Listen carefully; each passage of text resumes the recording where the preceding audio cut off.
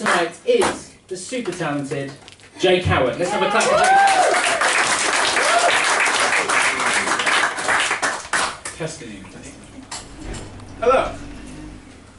My name, as we said, is Jay. Yes. And I'm quite a man's man. I lift heavy things and carry heavy things. I have muscles and body hair. And I sweat and play sports. I also wear mascara. Is that not manly? My question to all of you here tonight is, why? Why can't I wear makeup like any girl would? Why can't I make myself look pretty for something? Or why can't a girl make herself look butch or muscly? This is to do with gender. And you may ask me, Mr. Talky Person at the front, what's the difference between gender and sex? Sex is what's down below. Gender is how you identify yourself, how you tag yourself as an individual. But society has taught us to tag ourselves differently. Society has told boys to like blue and girls to like pink. Boys to be big and girls to be small. And I don't think this is right. An example of this kind of imbalance is a case you might have heard of a couple of years ago, Olga Zajaga. Russian lady who owned a hair salon, and a man, who later on admitted to it, was going to rob her shop. But in response, she beat him, tied him up, and kept him as hostage for 3 days straight. Now at the time we laughed at this. It's funny, you had it coming. But flip it. If a woman went to rob a man, and the man beat her, tied her up, and kept her as hostage for 3 days, is that funny? There's a Facebook page dedicated to her with hundreds of thousands of likes. If a man did that to a woman, would you like that Facebook page? Now in the short time I've been talking to you here, I don't want you to walk outside this tea house and riot through London. I just want you to think before you tell a boy to man up, or before you tell a girl to act more like a woman. Because it could damage someone more than you think. Now I'm off to go get some lads, curl up by the sofa, and watch A Fault in Our Stars. Thank you. Yeah.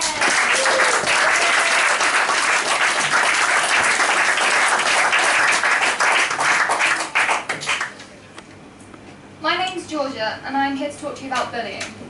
It happens in different ways. There's physical bullying, cyberbullying, but the one type of bullying that most of us forget about is verbal bullying. Now, everyone gets affected by this, and we may not agree with it, but it does. I was affected by this in my primary school, and I went to a teacher for help, and she told me to stop lying because it would get me nowhere in life. This hurt me that a teacher didn't believe me. Over half the UK's population uses verbal bullying to bully people, and it's not right. It's horrible. And words are a great thing, and I was told that words are amazing, and I agree. But some people still use words to bully, and it's not right. And they think that sorry means that everything's fixed. Like, if I dropped a plate, it would break, obviously. And if I just said sorry to it, it wouldn't automatically just fix back together and everything's fine. But I could try sticking it back together, but it would never be the same. We need to realize that words hurt too. Thank you.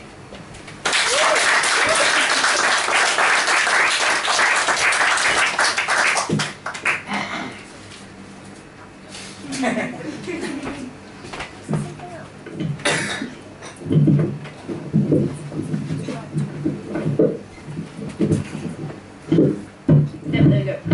Oh, Jesus. Good evening, ladies and gentlemen. My name is Connor Davis, and I'm here to talk to you about an issue that affects hundreds, if not tens of hundreds of people on a daily basis worldwide. It's not homelessness, not starvation, not even a major disease.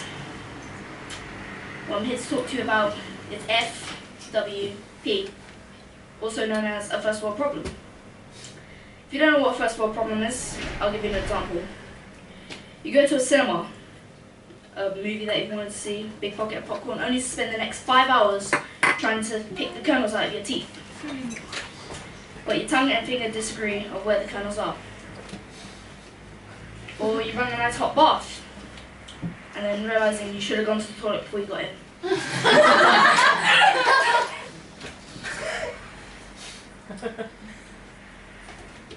I need to refer to my notes.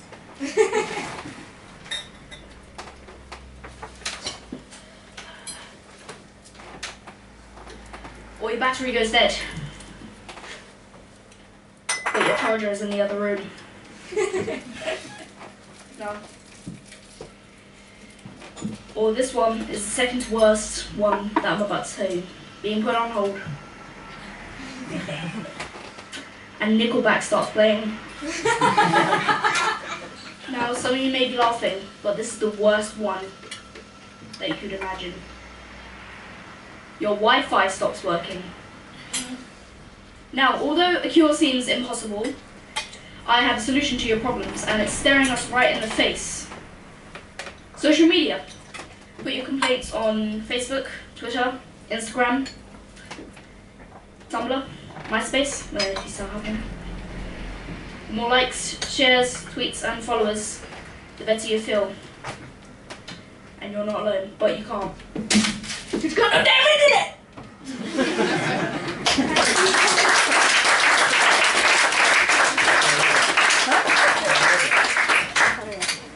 Hello, my name is Ellie Rogers, and I'm here to talk to you about the perfect family. Now, I'm not here to offend anyone. That was never my game plan. But if I do, I'm really sorry. But none of you are perfect. It's true, we all know it. This morning I woke up, my hair. There was no brush. I couldn't find it anywhere. And last night, there were 4 hairbrushes in my bathroom. Clearly laid out beautifully, in colour order. Woke up the next morning, gone. I may have been lost up. But that does not mean you have the right to steal my heritage. So, I know that I'm not perfect, and I'm okay with that, because I don't really care. But some people really do care, but I don't really want to care about you either, so you just have a great time. So, I'm here to talk to you about the perfect family, not perfect me. So, there are many issues within the family that can't be resolved straight away. So I looked at children's programs to see how they taught children how to resolve their problems. So I firstly looked at Peppa Pig, seeming as I watched it all the time and thought it was the best thing in the world that anyone could ever watch. So I remembered one program and I searched it up thinking I was completely wrong and it didn't exist, but it did exist. And I watched it on YouTube, alone in my bedroom, having the best time of my life. And it was the best. I mean, George, the brother of Peppa, the sister, lost his favourite toy, Mr. Dinosaur. And then it was hands down, oh my goodness, it's gone. We must find this beautiful living thing. And it was in a tree. In a tree, really? But it was in a tree. How it got there, no one will ever know. But the thing is, when this happened, everyone stopped. Everyone was like, oh my goodness, we have to find this. So the family were all together.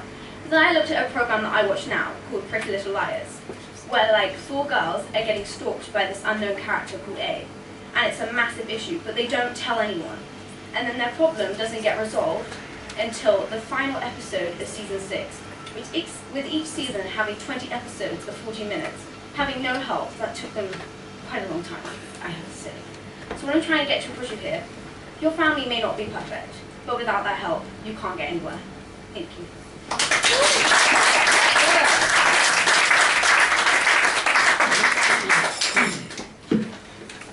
School. The best days of your life, according to my dad. Obviously, he had such a great time at school that nothing can go better than it. But I have a very different opinion to him. Now, there are many things I could have spoken to you today to do at school, but I decided to talk to you about something that annoys me most about the education system. Students are forced to sit through over 6 hours of lessons each day, listening to the teacher tell them about things that they'll never need to know in real life. Now, there are some things we learn at school that are useful to us. Reading and writing are obviously crucial things we need to be able to do, as well as basic maths, science and English. But we're taught so many things we don't need to know. Why do I need to know the difference between a cumulus cloud and a stratus cloud? Will I ever find out what x equals? Will someone ever come up to me and ask me to tell them what's in my pencil case in French? We're expected to leave home and buy a house without being taught about paying taxes. Many of us want to get married and have kids, but we aren't taught about relationships and how to care for children properly. Most of us want to get a job, but we don't know how to write a proper CV. We aren't taught basic self-defense, but we hear of bad things happening to people all the time. We aren't taught how to act in social situations, but expected to know what to do when we meet new people. Why don't we spend the 15 years that we have to spend in school learning things that will be useful to us once we leave school? Overall, I think we need to change the education system where we have classes on becoming an adult. Now that might sound stupid, but I believe it's the only way I, and many other students around the country, will know what to do when we are released into the busy and stressful world of adulthood. Thank you.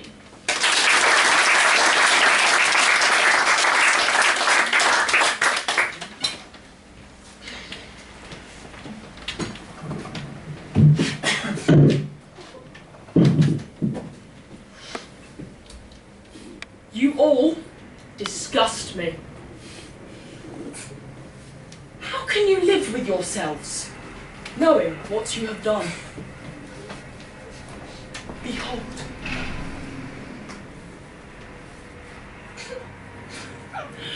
The humble potato! And now you're laughing? You! Yeah. Thank you. Hold this. Look after him.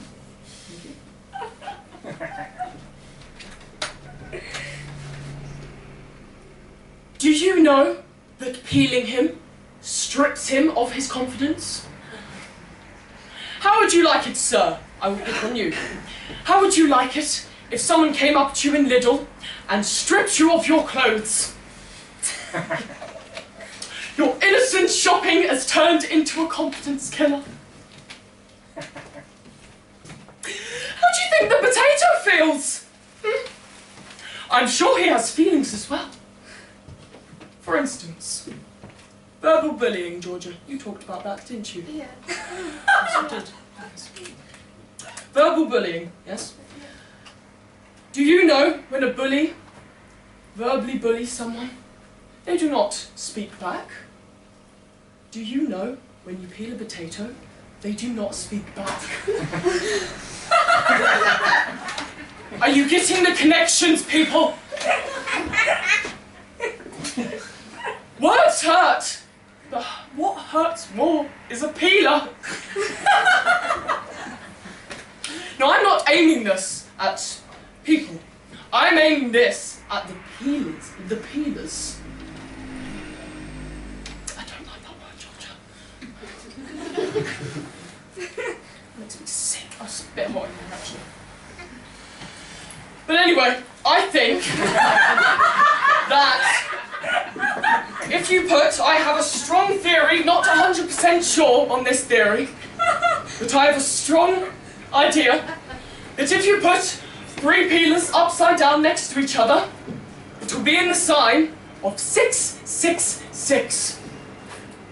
The sign of the devil, ladies and gentlemen, the sign of the devil! I'm sorry. What would Jesus do? He would stand up to this evil, wouldn't he? Yes, he would. And so, I believe we should have a revolution. Now, who is with me? I know you are all with me, so it doesn't matter. I'll be at the front, at the end, with my merchandise. As you can see, I made this myself. I know it's very hard to tell because it's amazingly done. Right? I'll be there, and we will go to the bus stop. Bring 3 things in your bag. 3 things.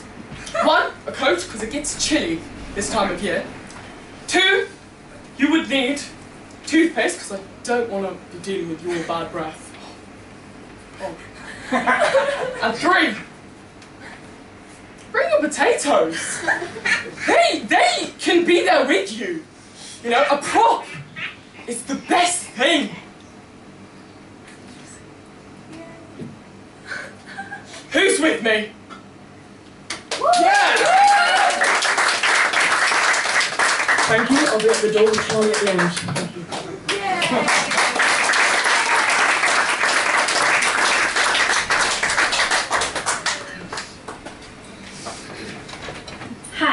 I'm Kebra, and I'm going to be talking to you today about one of the continuous problems with our society, sexism.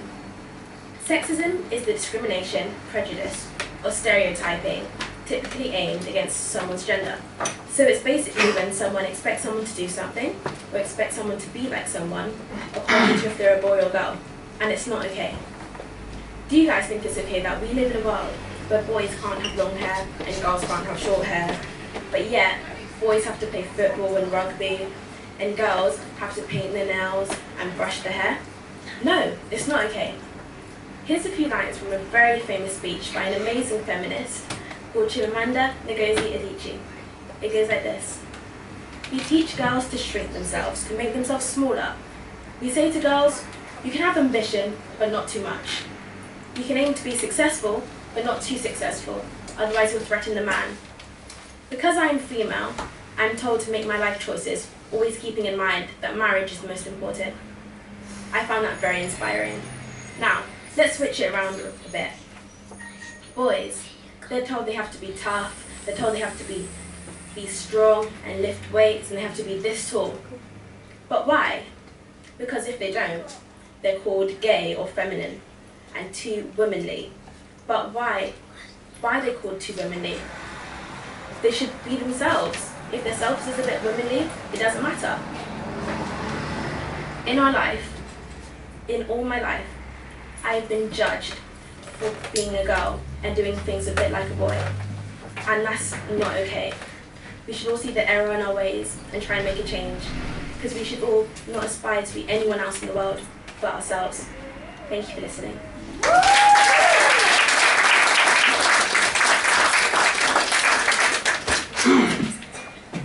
Stereotypes.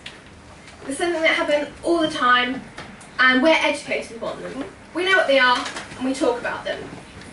But something we don't talk about that is equally important is the idea of judging. Now, one form of judging, if you like, is judging someone based on their appearance. Making an assumption about someone based purely on what they look like, what they're wearing, how they carry themselves. There's a reason we don't talk about this. It's because we're ashamed.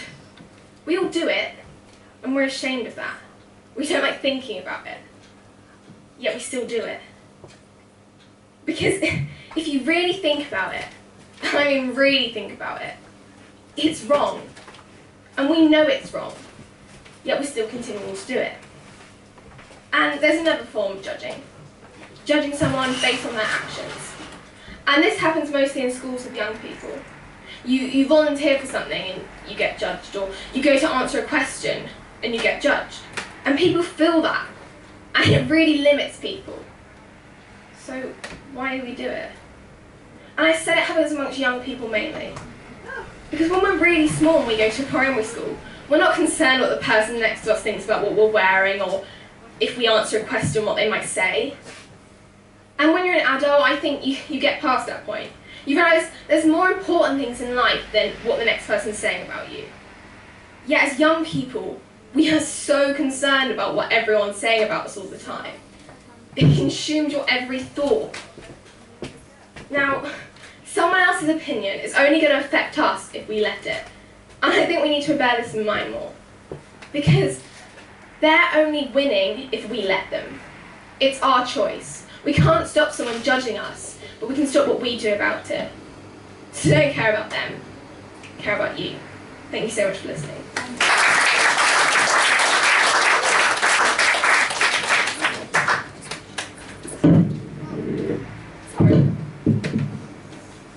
Homework! Now, I have had so much of it recently. I mean, I'm only in year 9, and if I was to add up the total amount of homework I have had in my life, it would be in the thousands. Hours and hours of the stuff. Imagine what I could have done with those hours.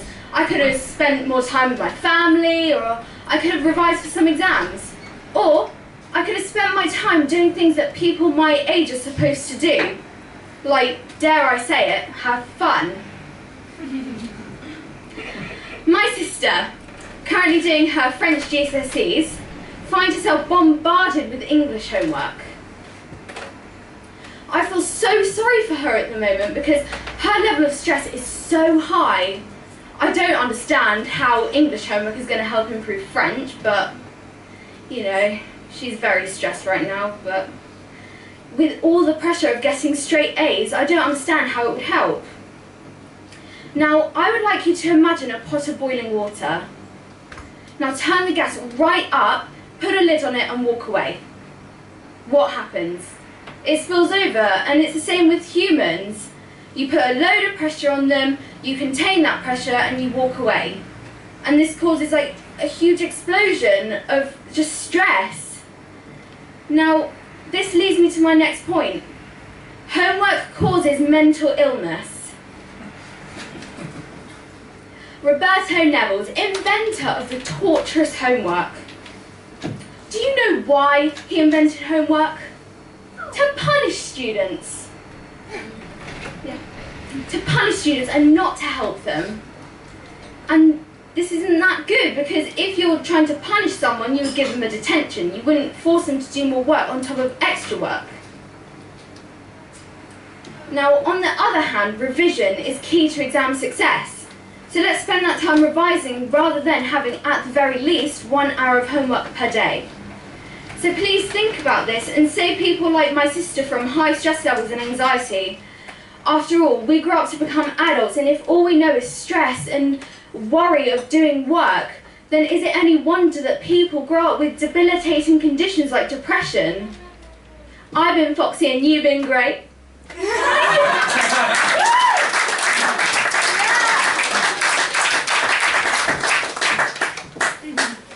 Hello everyone, I'm Jade, and today I'll be talking about popularity. Now, I'm no psychic to realise that most of you wanted to be popular in high school. I'm not going to lie, I want to be popular.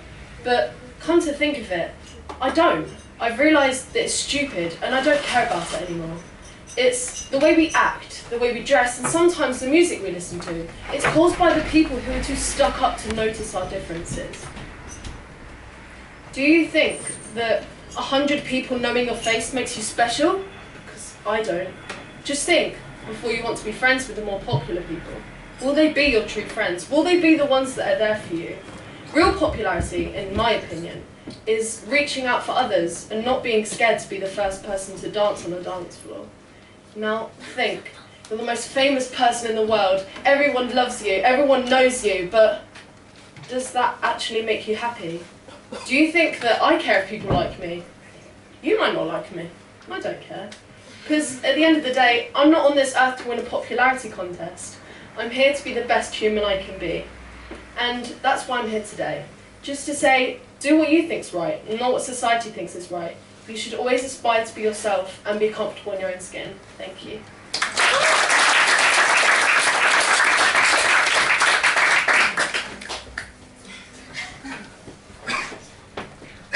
I'm here to talk to you today about freedom of speech. Most people, when they voice their opinion and someone doesn't like it, they use the excuse, oh, but I can say what I like because I have freedom of speech.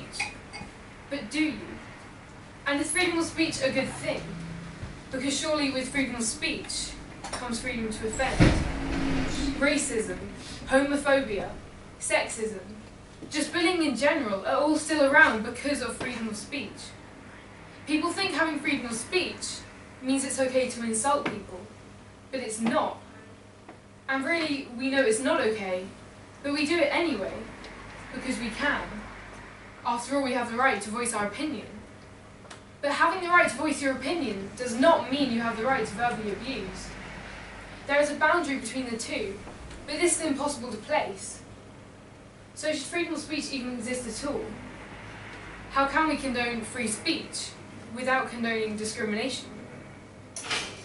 In Britain, since the Human Rights Act of 1998, we are guaranteed under the law the right to freedom of speech and expression. But there are, of course, exceptions. For example, anyone found making a comment that is considered offensive to someone's race or religion can be charged with a criminal record. Now this is all very well, but how can we tell when voicing our opinion becomes a hate crime? We can't. And so the problem continues. It's impossible to have free speech without having discrimination, because as soon as the boundaries are put in place of what we can and can't say, it is no longer free. So does freedom of speech even exist at all? Well, the answer is simple. Unless we want to live in a world where offending and insulting is accepted, then no, it does not. Thank you for listening.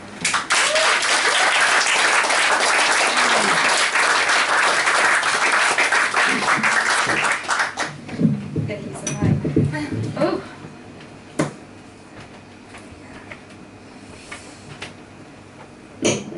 Wow.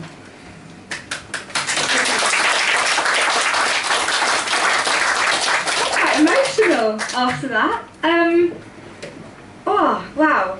In my Judy, lovely Vice Principal Judy over there in the corner will remember when we were going through the interview process to open a Pauline Quirk Academy.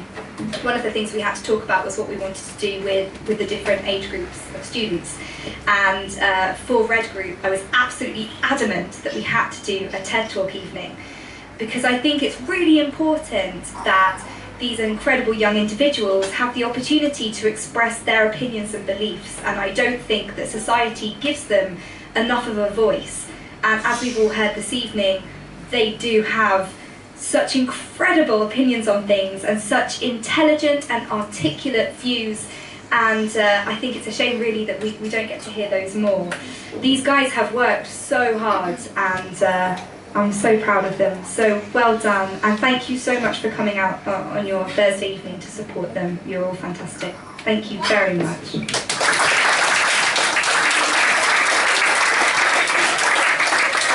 I'd also just like to say a really quick thank you to Gemma at the Tea Box for giving us this wonderful space, and Mike, our partner in crime, and also to Ollie, who is such an incredible teacher. You know, I go on about it all the time, but you know, a school is only ever as good as its teachers, and wow, you know, on that basis I think we're pretty good. We've got some really exciting teachers.